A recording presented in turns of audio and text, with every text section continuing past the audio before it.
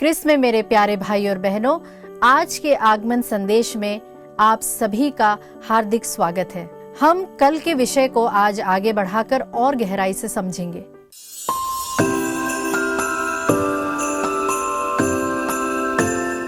आज हम सीखेंगे कि कैसे अपने मन को सही दिशा में रखें, डर और नकारात्मक विचारों से खुद को कैसे बचाएं और ईश्वर में विश्वास को बनाए रखें।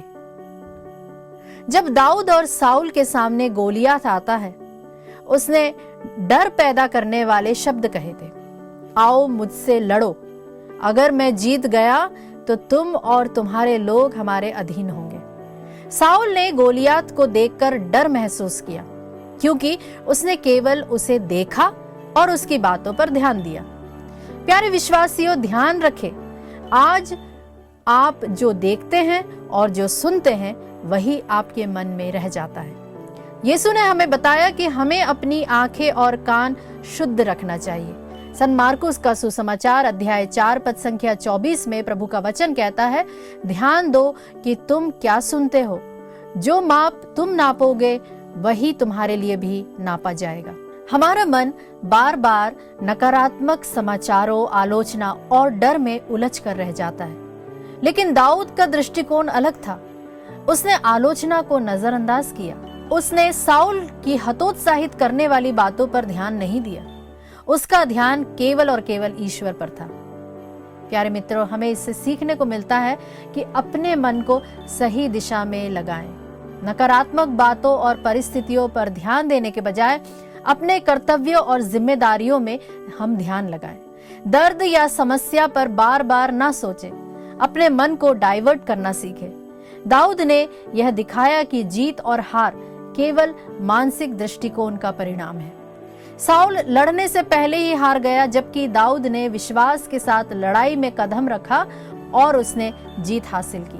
प्यारे मित्रों, उम्मीद करती हूँ आज के संदेश ने आपको कहीं न कहीं से आत्मिक रूप से और मानसिक रूप से आपको सशक्त बनाया है और आपकी मदद की है। आज के आगमन प्रतीक के रूप में हम लेंगे सजावट या ग्लिटर्स, जो कि ईश्वर की महिमा का प्रतीक है।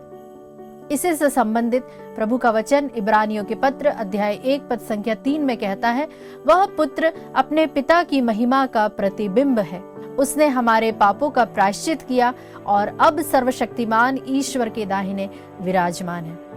आज हमने सीखा कि मन को सही दिशा देना, डर और नकारात्मक विचारों से बचना और ईश्वर में अटूट विश्वास रखना कितना महत्वपूर्ण है। प्यारे मित्रों, कल हम फिर से एक नई चर्चा पर बातचीत करेंगे और उस पर साझा करेंगे। मन की सोच कैसे स्थायी रूप में विजयशील बनाई जा सकती है। यदि आज का संदेश आपके जीवन को छू लेता है, आपको प्रेरणा देता है या फिर आपको प्रभु का अनुभव मिलता है, तो कृपया अपनी गवाही, अपने अनुभव और प्रेरणा या फिर प्रेरक विचार कमेंट बॉक्स में हमसे साझा करें।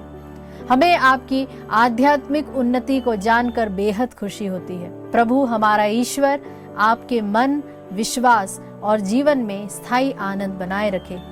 इन्हीं विचारों के साथ मैं आप लोगों से अभी विदा लेती हूँ। हम कल फिर मिलेंगे एक नए टॉपिक और नए विषय पर बातचीत करने के लिए। तब तक के लिए may God bless you all.